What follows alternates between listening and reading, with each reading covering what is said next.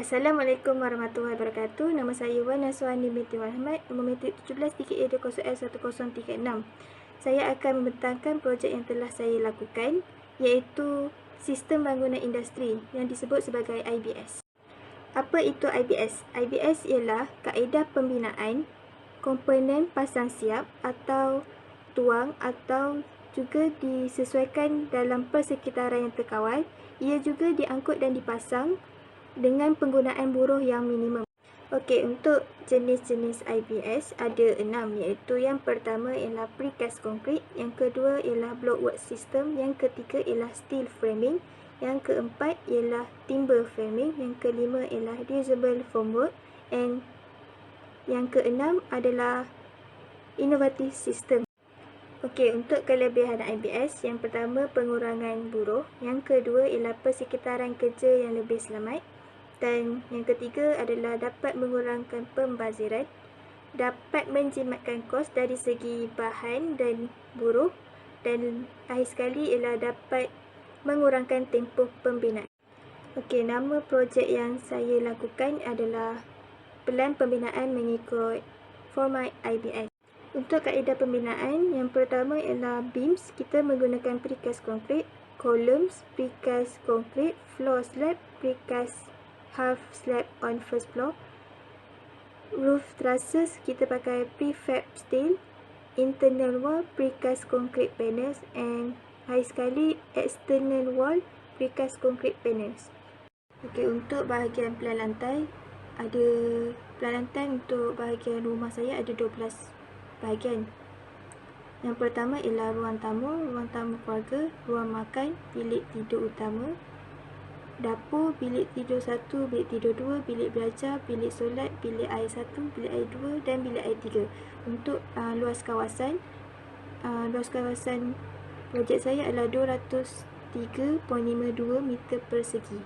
Seterusnya untuk kedudukan tingkap, yang pertama tingkap luar yang digantung di sisi iaitu ruang tamu bersebelahan pintu depan, ruang makan di sebelah kiri, dapur menghadap ke belakang, dan bilik tidur utama depan dan kanan. Tingkap gelongsong mendatar iaitu bilik tidur 1 di bahagian kanan, bilik tidur 2 menghadap dapur, bilik belajar depan dan kiri, dan bilik solat kiri. Dan akhir sekali tingkap awning, bilik mandi 1 menghadap ke belakang dan kanan, bilik mandi 2 menghadap ke belakang, dan bilik mandi 3 menghadap kanan. Okey, untuk kedudukan pintu, yang pertama pintu kayu 2 daun, ruang tamu bersebelahan tingkap hadapan. Yang kedua pintu kayu daun tunggal, bilik tidur 1, bilik tidur 2, bilik belajar, bilik solat dan bilik tidur utama. Untuk sliding door di ruang tamu keluarga di bahagian kanan. Pintu bilik air PVC ada di bahagian bilik air 1, bilik air 2, ada 2 pintu, 1 pintu di bilik solat, 1 lagi pintu di ruang makan, dan bilik air 3. Okey, untuk next slide ialah susunan setengah slab pratuang. Untuk saiz slab saya guna 11 saiz. Yang pertama ialah 60 modular darab 33 modular, iaitu di dapur. Next ialah bilik air 1 34 modular darab 33 modular. Yang ketiga ialah 60 modular darab dengan 36 modular, iaitu di ruang makan dan bilik tidur 2. Bilik tidur 1 34 modular darab 36 modular.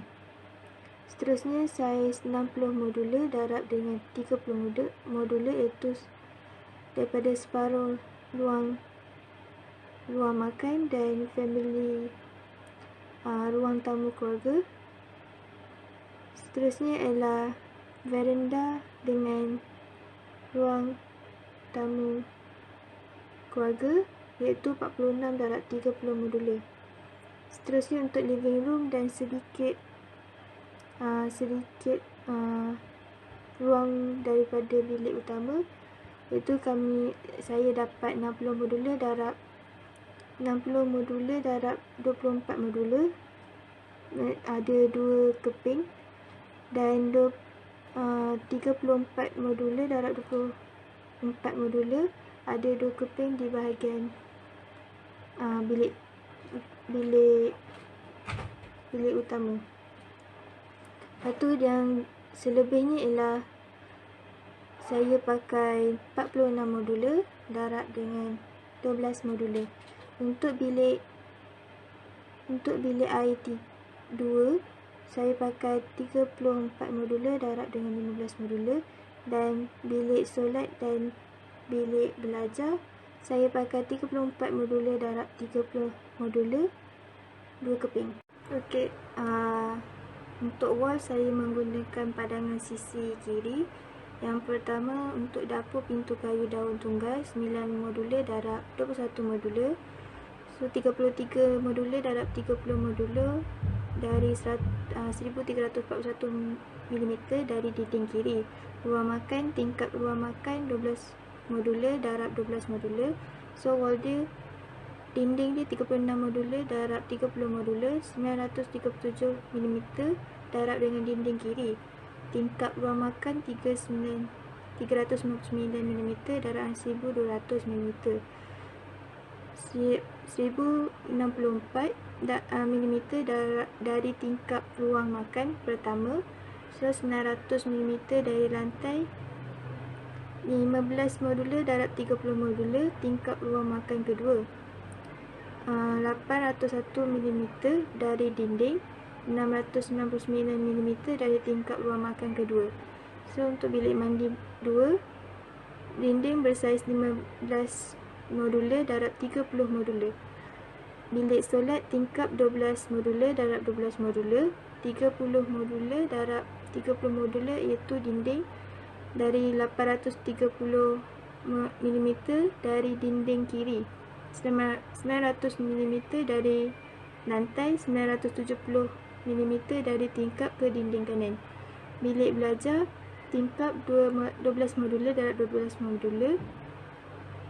So untuk dinding dia 30 modular darab 30 modular, 928 mm dari dinding kiri, 900 mm dari lantai, dan 872 mm dari tingkap ke dinding kanan. Okey, untuk pintu, jenis pintu yang saya guna ialah 4. Yang pertama ialah 2 lift folding door, yang kedua ialah single lift folding door, yang ketiga ialah sliding door, yang keempat ialah PVC bathroom door. Untuk set tingkap yang pertama ialah tingkap luar yang digantung di sisi, ada 2 set.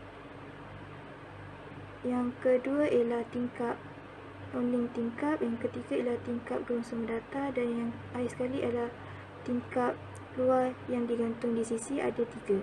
Terusnya untuk kiraan IBS, kita perlu mencari maklumat tentang construction area, structure system, wall system, dan under simplify construction solution. So kita perlu buat jadual di mana ada 3 part, iaitu part 1 ialah structure system.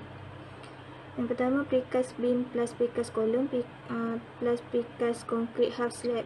So ground floor area ialah 203.52 meter persegi. Dan yang kedua ialah precast beam plus precast column, first floor area 203.52, roof truss using perfect steel 203.52 meter persegi. So jumlah 610.56 meter persegi. So IBS factor untuk ketiga-tiga ni ialah 1, coverage 203.52 bagi dengan 610.56 dapat 0.33, 0.33 dan 0.33. So jumlah dapat 1. IBS score 0.33 darab 1 darab dengan 50 ialah jumlah untuk part 1 dalam formula. So kita dapat 16, saya dapat 16.5. 0.33 untuk yang kedua ialah 16.5 juga. Yang ketiga pun 16.5. So total untuk part 1 ialah 49.5. Part 2 wall system, external 59.2 meter, internal 59.0 meter, dapat total ialah 110.1 meter. So IBS factor ialah 1, internal pun 1. Coverage 59.2 bahagi dengan 110.1 dapat 0.54. Internal 0.46. IBS score 0.54 darab 1 darab 20 ialah total untuk wall system. Saya dapat 10.8 dan yang internal 9.2. So total part tu ialah 20. part 3 ada Simplify Construction Solution. 100% untuk beam size, IBS score ialah 4, 100% column size, IBS score dia ialah 4, 100% wall and slab, IBS score dia ialah 4 juga. 91% of door size ialah IBS score ialah 4, dan window size 100%, IBS score ialah 4. So horizontal repetition of structure 100%, untuk IBS score ialah 6. So total untuk part 3 ialah 26. So IBS score part 1 tambah part 2 tambah part 3, saya punya IBS score ialah 95.5. Okey, kesimpulannya ialah secara ringkasnya IBS harus dilihat sebagai peningkatan yang inovatif dalam industri pembinaan. Selain itu, dalam pembinaan perindustrian, agenda inovasi ini telah dipromosikan di seluruh dunia. Adalah penting bahawa IBS dilihat sebagai evolusi pembinaan menggunakan teknik baru dan inovatif, dan bukannya revolusi. So untuk projek saya ini, saya telah membuat projek IBS yang telah menempati IBS score.